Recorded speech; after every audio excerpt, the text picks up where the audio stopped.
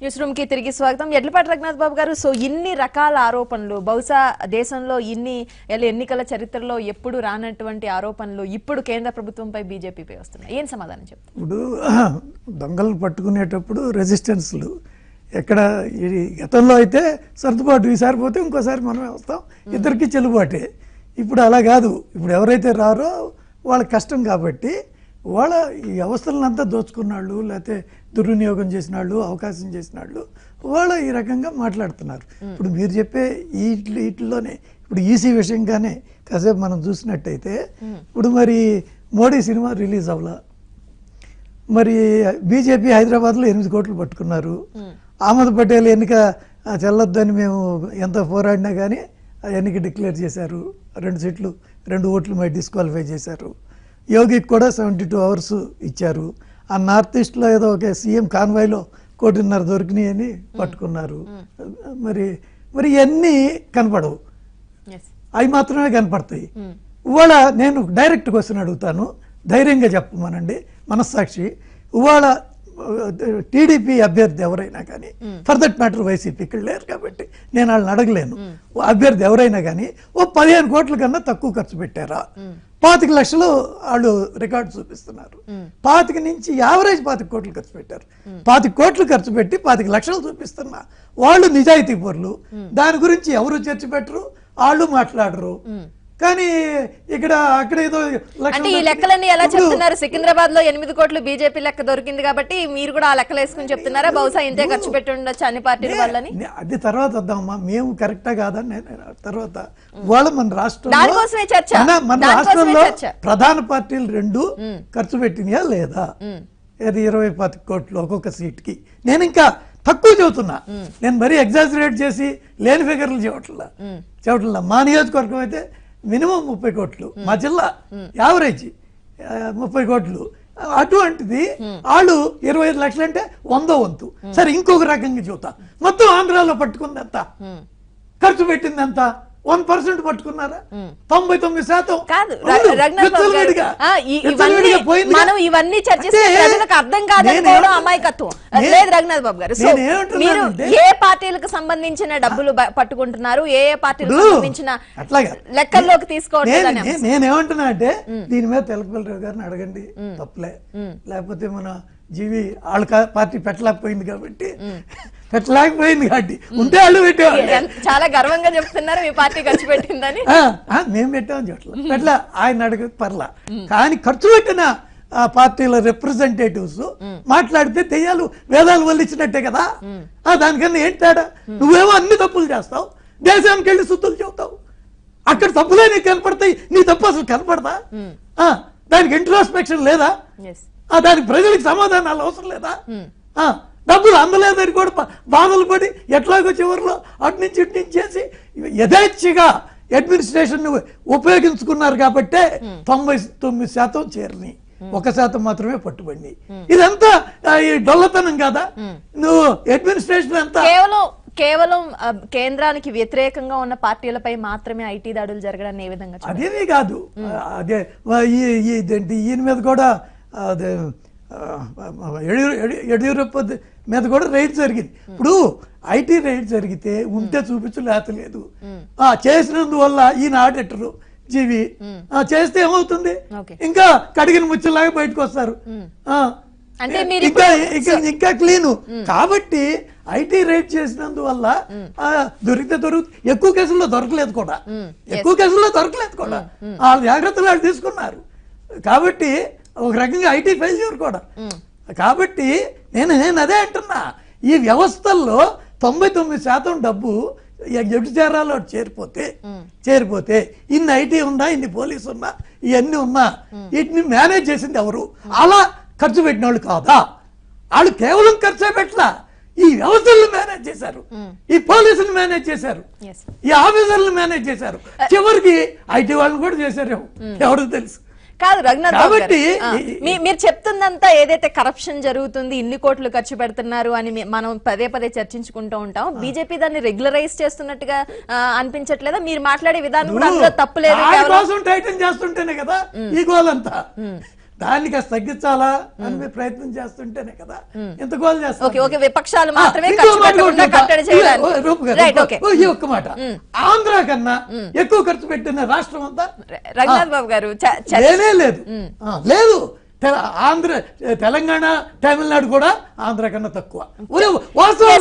మీరు చర్చని సక్సెస్ఫుల్ గా డైవర్ట్ చేస్తున్నారు. లంకాధర్ గారు మీరు చెప్పండి. సో ముందు ఏం జరుగుతుంది, మిగతా రాష్ట్రాల్లో వెళ్ళి మాట్లాడే ముందు మన రాష్ట్రంలో ఏం జరుగుతుందనే అంశాల కోసం చూసుకోవాలని రఘునాథ్ బాబు గారు అంటున్నారు.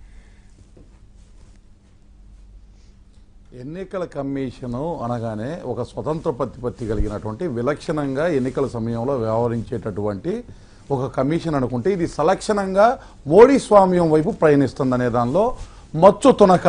ఈ రోజు వరకు సిగ్గు లేనటువంటి ప్రధానమంత్రి ఎవరైనా ఉన్నాడంటే నరేంద్ర మోడీ అని చెప్పొచ్చు. ఎందుకంటే మనం చూసాం హెలికాప్టర్ల నుంచే పెద్ద పెద్ద సూట్ కేసులు దింపి ఇన్నోవా కారులో వేసేసి ఎక్కడికి పడితే అక్కడికి పంపించారే కర్ణాటక నుంచి. ఇంత మటుకు ఇంత దిగజారిన ప్రధానమంత్రిని అయితే చూడలేదు, ఇంత దౌర్భాగ్యమైనటువంటి ప్రధానమంత్రిని అయితే చూడలేదు. చివరికి గుజరాత్ అని చెప్పుకొని వచ్చేటటువంటి బీజేపీ మాదక ద్రవ్యాలని పంచుతూ పట్టుబడిపోయినటువంటి పార్టీ. మాదక ద్రవ్యాలు ఎలక్షన్ కమిషన్లో యువతను ఎటువైపు తీసుకెళ్దాం అనుకుంటున్నారు. ఈ దౌర్భాగ్యమైన నీచమైనటువంటి ఈ పార్టీ నుంచి వచ్చినటువంటి వాళ్ళు వీటికి సంబంధించిన వ్యవహారాల్లో మాట్లాడటం అంటే దయ్యాలు కూడా ఇంతకన్నా చక్కగా వేదాలు వల్లించలేవో. దుర్మార్గమైనటువంటి విధానం. ఇవాళ 3,50,000 కోట్ల రూపాయలు ఫేక్ అండ్ కౌంటర్ ఫిట్ కరెన్సీని ఏ విధంగా యథేచ్ఛగా డిమానిటేషన్ అడ్డు పెట్టుకొని దోచేసుకున్నటువంటి దుర్మార్గులు ఇవాళ బీజేపీ బీ టీంకి విచ్చలవిడిగా డబ్బులు పంపిస్తూ ఈవెన్ కర్ణాటకలో అక్కడ ఉండే ప్రభుత్వాన్ని కూల్చడానికి 1,500 కోట్ల 1,800 కోట్ల మాట్లాడినటువంటి యడియూరప్ప వీళ్ళు ధనస్వామ్యం గురించి మాట్లాడుతున్నారు ప్రజాస్వామ్యంలో. ఇవాళ ఒక్క విషయంలో అయినా ఎన్నికల కమిషన్కి సంబంధించి సిగ్గుండాలి. అసలు ఇద్దరు ముఖ్యమంత్రులకి సంబంధించినటువంటి నవీన్ పట్నాయక్ లాంటి వ్యక్తిని కూడా ఇవాళ హెలికాప్టర్ని చెక్ చేస్తారు. హెలికాప్టర్లో డబ్బులు మూటలు దింపినటువంటి మోడీ దగ్గరికి ఒక్క మాట కూడా మాట్లాడలేనటువంటి దౌర్భాగ్య స్థితిలోకి వెళ్ళిపోయారు. ఏమండి ఈ నవీన్ పట్నాయక్ గురించి తెలియదా? ఆయన ఎటువంటి వ్యక్తి అనేది తెలియదా? తెల్ల చొక్కా తెల్ల ప్యాంటు తప్పితే ఏమన్నా కనపడినాయా లోపల? ఏం సాధించారో ఏ విధంగా వేధిస్తారా మీరు? మరోవైపు కర్ణాటక ముఖ్యమంత్రిని ఇదే రకంగా గడిచిన 2 రోజుల్లో 12 సార్లు కర్ణాటక ముఖ్యమంత్రి మీద విరుచుకుపడ్డారు వీళ్ళు. ఇవాళ చంద్రబాబు నాయుడు గారు మాండ్యాకి వెళ్తే మాండ్యాలో అక్కడ ఉండేటటువంటి అభ్యర్థి మీద ఇన్కమ్ ట్యాక్స్ రైట్స్, ఇక్కడ చెన్నైకి వెళ్లి కనిమొళి తోటి ప్రెస్ మీట్ పెడితే కనిమొళి మీద ఐటీ రైట్స్. ఏమన్నా ఒక్కళ్ళైనా ఇవాళ ఒక డౌట్ అయితే వస్తుంది, వాట్సాప్ లో వచ్చింది. రేపో ఎల్లుండో ఈ చౌకదారు ఏం చేస్తాడంటే ఆయన హెలికాప్టర్ని కూడా చెక్ చేయించుకుంటాడు షోపు టప్పు కోసం. ఎందుకంటే అన్ని పంపించిన తర్వాత అన్ని సూట్ కేసులు వెళ్ళిపోయిన తర్వాత ఒక షోపు టప్పు అయితే చేస్తాడు. ఇంత దౌర్భాగ్యమైనటువంటి ప్రధానమంత్రి, విచ్చలవిడిగా నేరుగా డబ్బులు పంచుతున్న ప్రధానమంత్రి ఈ దేశంలో చూడలేదు, భవిష్యత్తులో చూడబోము. ఇటువంటి వాళ్ళు అయితే మాట ప్రజలు నిక్కచ్చిగా అనుకుంటున్నారు ఇవాళ. జీవరెడ్డి గారు, సో వ్యవస్థల్ని ప్రక్షాళించడానికే ఇటువంటి ప్రయత్నాలు అన్ని జరుగుతూ ఉన్నాయని రఘునాథ్ బాబు గారు అంటున్నారు. ఏం చెప్తారు? ఇప్పుడు రఘునాథ్ బాబు గారు చెప్పిన అంశాల్లో 100% కొన్ని అంశాలను అయితే నేను ఏకీభవిస్తాను. కొన్ని అయితే చాలా కన్విన్సింగ్ చెప్పినారు. ఆ కన్విన్సింగ్ చెప్పిందని నేను చెప్తాను. ఒకటేంటి, ఏపీలో టీడీపీ కావచ్చు లేకపోతే వైకాపా కావచ్చు, వారు చెప్పినట్టు 25 కోట్లు అయితే ఒక్కొక్క పార్టీ 25 లక్షలు పెట్టుకోవాలంటే ఎన్నికల ఖర్చు 25 కోట్లు పెట్టిన మాట వాస్తవం. ఇంకొక వాస్తవం కూడా చెప్పారు, మేము పెట్టలేదు. ఎస్ వాస్తవం, మా దగ్గర లేక మేము పెట్టలేదు, వాళ్ళు గెలవలేమని చెప్పి వాళ్ళు పెట్టలేదు. ఇంతవరకు క్లియర్. రెండోది ఏం చెప్తారంటే రఘునాథ్ బాబు గారు, ఐటీ రైట్స్ జరిగినాయి, కడిగిన ముత్యం లెక్క బయటకు వస్తారంటారు. కరెక్టే. ఎవరి మీద చేశారు ఐటీ రైట్స్? నామినేషన్లు వేసిన తర్వాత ఎలక్షన్స్ డేట్కి ముందు జరుగుతున్నాయి. ఈ టైంలో ఎవరికైనా సరే ఇప్పుడున్న మోడీ గారి మోడస్ ఆపరేషన్ తెలిసిన తర్వాత ఎవరి దగ్గర డబ్బులు పెట్టుకోరు. 100% వాళ్ళు పక్కన పెడతారు. ఐటీ రైడ్లు జరిగితే వాళ్ళ దగ్గర దొరకలేదంటే నిజంగా వాళ్ళ దగ్గర డబ్బులు లేవని కాదు, 100% వాళ్ళు పక్కన దాచి పెడతారు. అయితే ఇక్కడ ఇంటెన్షన్ ఏంటంటే టైం వేస్ట్ చేయటం. ఇక్కడ డబ్బులు ఏదో ఐటీ రైడ్ జరిగగానే ఏదో కొంపలు మనకు పోతే డిపార్ట్మెంట్కి పోతాం, లెక్కలు చెబుతాం, లెక్కలు చెప్పలేకపోతే 60% ట్యాక్స్ పడుతుంది, చెప్తే 30%, లేకపోతే ఆల్రెడీ ట్యాక్స్ పే చేసింది, డ్రా చేసింది, దట్ ఈస్ డిఫరెంట్ ఇష్యూ. ఇక్కడ వాళ్ళ ఇంటెన్షన్ ఏంటి? రఘునాథ్ బాబు గారు ఏమంటారు, కడిగిన ముత్యం లెక్క బయటకు వస్తుంది. కడిగిన ముత్యం లెక్క బయటకు వస్తే లామేమి, ఎలక్షన్స్ టైం అంతా అయిపోయిన తర్వాత ఒక అభ్యర్థికి నామినేషన్ వేసిన తర్వాత ఒక 15 రోజులు టైం ఉంటే ఆ 15 రోజులు వీళ్ళు వచ్చి ఐటీ రైడ్ చేసి పంచనామా రాసి డిపార్ట్మెంట్ చుట్టూ వాళ్ళు అడిగిన ఎక్స్ప్లెనేషన్ బ్యాంక్స్ లో స్టేట్మెంట్స్ కి దొరికిన చిన్న ఐటమ్స్ కి బ్యాంక్ స్టేట్మెంట్ చేసిపోతే క్రెడిట్ అయింది, డెబిట్ అయింది, లెక్కలు చెప్పడానికి టైం అయిపోతుంది. అభ్యర్థి ప్యానిక్ అయిపోతాడు. అది మీ మోటివ్, అది రఘునాథ్ బాబు గారు చెప్పాలి. అది తెలిసి దొరకలేదు కదా డబ్బు, చేస్తే తప్పేముందని చెప్పేసి ఇష్యూని డైవర్ట్ చేయకూడదు. ఒకటి yes రఘునాథ్ బాబు గారు 2-3 అంశాలు చెప్పారు. మా వాళ్ళు దొరకలేదా అన్నారు, మా వాళ్ళు పట్టుకోలేదన్నారు. మీ పట్టుకోలేదు సార్, మీరు దొరికిపోయారు చేతకాక. మీ వాళ్ళు వదిలేసినా కూడా 4-5 దొరికిపోయారు. నారాయణగూడలో 8 కోట్ల రూపాయలతో దొరికిపోయారు. మీ పట్టుకోలేదు, వాళ్ళు దొరికిపోయారు. దొరికిపోవడానికి పట్టుకోవడానికి చాలా తేడా ఉంది. సో అది గుర్తుపెట్టుకోండి, మీరు 4-5 కేసుల్లో దొరికిపోయారు. మీరు చేతకాక హ్యాండిల్ చేసుకోలేక. ఓవరాల్గా నేను చెప్పేది ఏంటంటే, రాజమౌళి గారు RRR సినిమా తీస్తున్నారు రూపా గారు. దీనికంటే ముందే మోడీ గారి డైరెక్షన్, అమిత్ షా గారి ప్రొడక్షన్ లో వీళ్ళు ఒక RRR సినిమా తీస్తున్నారు. ఏంటో RRR అంటే రామ్ రహీం రాబర్ట్. రామ్ అంటే బీజేపీలో తెలిసింది ఏంటంటే ముందు హిందుత్వము రామ జన్మభూమి అని ముందు అంశాలను తీసుకొస్తారు, దాని ద్వారా ఓట్లు పొందాలనుకుంటారు. ఒకవేళ సక్సెస్ కాలేదనుకో రహీం నెక్స్ట్. అదేంటంటే పాకిస్తాన్ మీద యుద్ధం ప్రకటించడము, తద్వారా జాతీయతని నేషనాలిటీని ముందు తీసుకొచ్చేసి ఓట్లు పొందాలనుకుంటారు. అది మిస్ అయింది అనుకోండి, ఓటు దాని ద్వారా రావు వినలేదనుకోండి, ప్రజలు నమ్మలేదనుకోండి, మూడోది రాబర్ట్ అంటే దాడులు చేయటం. రాబర్ట్ వాద్రా మీద చేశారు కదా, అట్లా మిగతా అందరినీ ఒక రాబర్ట్ అనుకుంటారనమాట. ప్రతి ఎమ్మెల్యే ఎంపీ అభ్యర్థులు విపక్షాలకు సంబంధించిన వాళ్ళని ఏం చేస్తారు, వాళ్ళు దాడులు చేస్తారు. దాడులు చేసి ఏం చేస్తారు, ఎప్పుడు కూడా చేస్తారు వాళ్ళ మోడస్ ఆపరేషన్. మీరు గమనించినట్టయితే కరెక్ట్ గా నామినేషన్ వేసిన తర్వాత ఎలక్షన్స్ మధ్యలో చేస్తారు. ఎలక్షన్స్ అయిపోయిన తర్వాత చేయరు. ఈ రోజు ఏపీలో ఎలక్షన్స్ అయిపోయినాయి కదా, ఎంత మీద జరిగినాయి, నామినేషన్స్ కు ముందు ఎంతమంది మీద జరిగినాయి లెక్క తీయండి తెలుస్తుంది. కరెక్ట్ గా ఈ మధ్యలో చేస్తారు. వాళ్ళు తెలుసు దొరకదని. ఎందుకంటే ఏపీలోనే కాదు, ఈ రోజు దేశంలో ప్రతి ఒక్క రాజకీయ నాయకుడు చాలా స్మార్ట్ అయిపోయారు. దాడులు జరుగుతాయని తెలుసు, డబ్బులు పక్కన పెడతారని తెలుసు. ఆయన ఎందుకు చేస్తారంటే టైం వేస్ట్ చేయాలి, ఆయన భయపెట్టాలి, ప్యానిక్ చేయాలి, తద్వారా లబ్ధి పొందొచ్చు కదా. మీరు ఒక అభ్యర్థి అయ్యండి, ఎన్నికల టైంలో మీరు పోయి ప్రచారం చేసుకోకుండా డిపార్ట్మెంట్ చుట్టూ తిరుగుతున్న ఆఫీసర్ చుట్టూ తిరుగుతుంటే మీ క్యాడర్ ని మీరు ఎప్పుడు మొబిలైజ్ చేసుకోవాలి, ఎప్పుడు మీకున్న ఓట్ బ్యాంక్ ని మీరు ఓటర్ గా కన్వర్ట్ చేసుకోవాలి. దిస్ ఇస్ వాట్ గోయింగ్ అని అంటాను. అంత రైట్. తెలుగురావు గారు, ప్రతిపక్షాలతో మైండ్ గేమ్ ఆడడానికి పూర్తిగా ఈసీని ఉపయోగించుకుంటుంది. ఇక మిగతా విషయాల్లో అయితే సైనికుల కోసం మాట్లాడిన అంశాలు, ఈ వేటికి చాలా పెద్ద విషయాలైనా కూడా ఎలక్షన్ కమిషన్ వేటిని సుప్రీంకోర్టు వరకు వెళ్తే గానీ పరిగణలోకి తీసుకోలేని పరిస్థితులు ఎలా చూడాలి? తప్పనిసరిగా ఎన్నికల సంఘం ఒక పాక్షికత్వం మూట కట్టుకుంది, అందులో ఏం సందేహం లేదు. అంటే మరి మోడీ జేబులో బొమ్మ అయిందా లేదా అనే విషయం ఎట్లా ఉన్నా ఎన్నికల సంఘం గౌరవాన్ని కాపాడాలి, దేశం కోసం పనిచేసేటట్టుగా చూడాలి.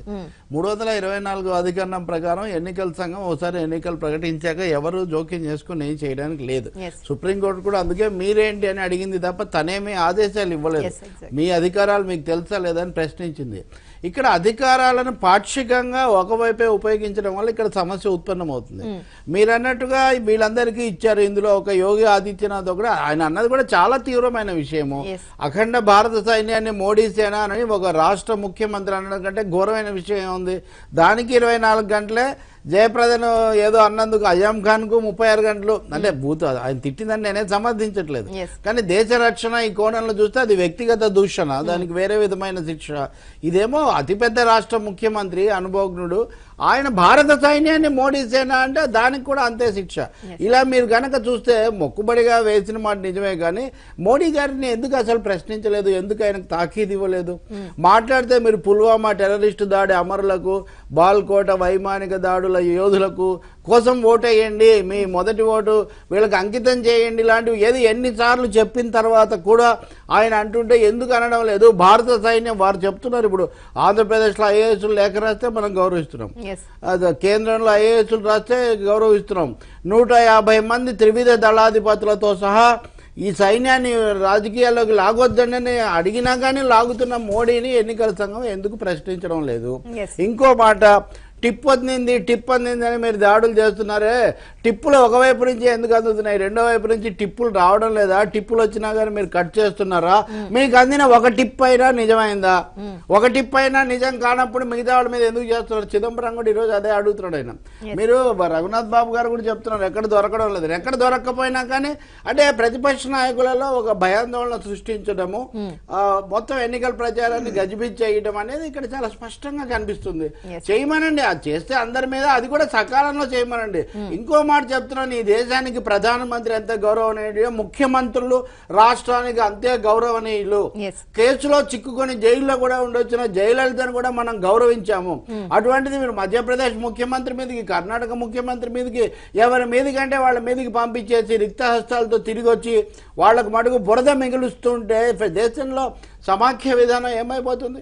దురదృష్టవశాత్తు వైఎస్ఆర్ పార్టీ వాళ్ళు ప్రాంతీయ పార్టీ మేమే గెలుస్తాం అంటున్నారు. మరి రేపు వాళ్ళకు కూడా ఇది ఇబ్బందే. మరి నిజంగా ప్రతిపక్షంలో ఉన్న ప్రభుత్వంలో ఉన్న, అది చూడకుండా ఎన్నికల సంఘాన్ని ఏకపక్షంగా సమర్థించడము, రాష్ట్రంలో జరిగినవి సరే. ఇప్పుడు 5 చోట్ల రీపోలింగ్ కు ఎన్నికల సంఘమే సిద్ధపడుతుంటే ప్రతిపక్షం వెళ్ళి ఏం లేదు అని చెప్తుందంటే ఇది more loyal than the king వ్యవహారం అనమాట.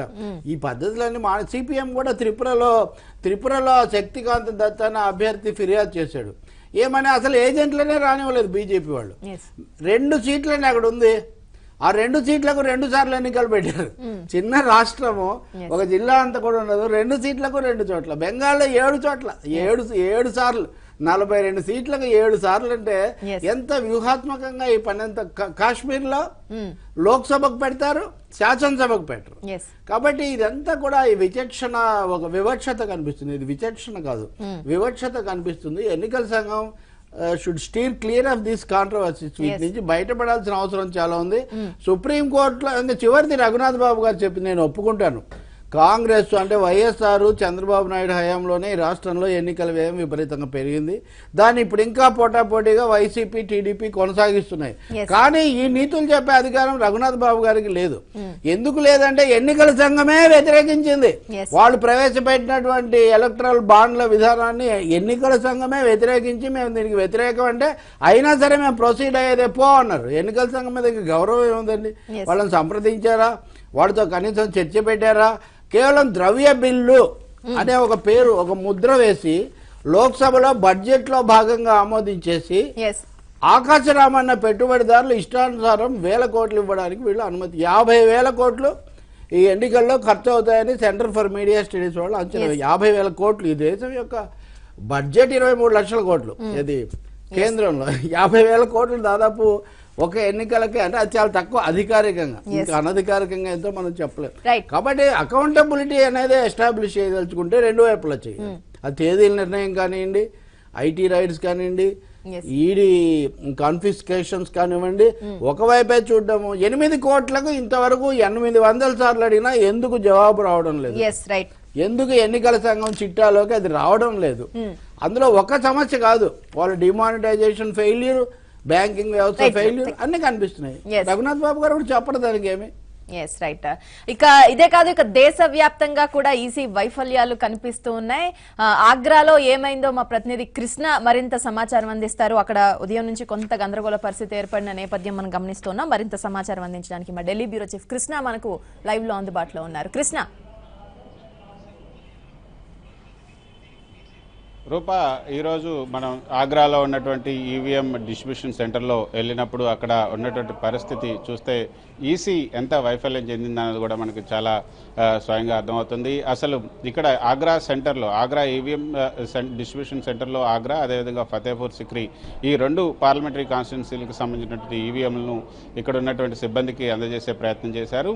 అయితే ఉదయం 9 గంటలకల్లా వాళ్ళందరినీ కూడా సిబ్బంది అంతా ఈ ఈవీఎం డిస్ట్రిబ్యూషన్ సెంటర్కి రమ్మని చెప్పారు. కానీ ఈవీఎం సెంటర్లు ఏవైతే ఇక్కడ మండి ఏరియాలో ఏదైతే ఆ మండి ఏరియాలో ఉంచారో అది మొత్తం హైవేకి ఆనుకునే ఉంది.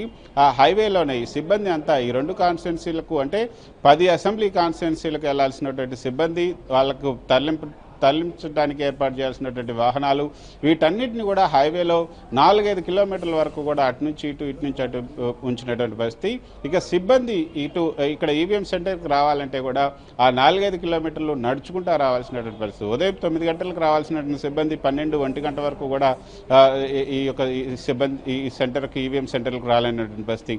ఇక ఒక ప్లానింగ్ అన్నది, ఒక పక్కా ప్రణాళిక అన్నది కూడా ఈసీ అధికారుల్లో కనిపించట్లేదు. కేవలం నిజానికి ఒక మానవత్వం అన్నది కూడా ఈసీ అధికారుల్లో ఉందా లేదా అన్నది కూడా ఇక్కడ ప్రశ్నార్థంగానే మారుతుంది. అసలు వాళ్ళు ఈసీ అంటే తమకు విశేష అధికారాలు ఉన్నాయి, అన్లిమిటెడ్ పవర్స్ ఉన్నాయని అనుకుంటున్నారు తప్పితే రెండో side, other side of the coin అనేది చూడలేదని కూడా మనకు అర్థమవుతుంది. మరోపక్క ఈవీఎం పంపిణీల దగ్గర కూడా చూస్తే అసలు ఆ సిబ్బందికి ఇస్తున్నారు, ఆ సిబ్బంది కరెక్ట్గా తీసుకెళ్లి వాళ్ళకు ఏర్పాటు చేసినట్టు వాహనంలో కూర్చుంటున్నాడా లేదా, తర్వాత వాళ్ళంతా కలిసి వాళ్ళకి కేటాయించినటువంటి బూతులకు వెళ్తున్నారా లేదా అన్నది కూడా ఎవరు కూడా అక్కడ పర్యవేక్షించడం లేదు.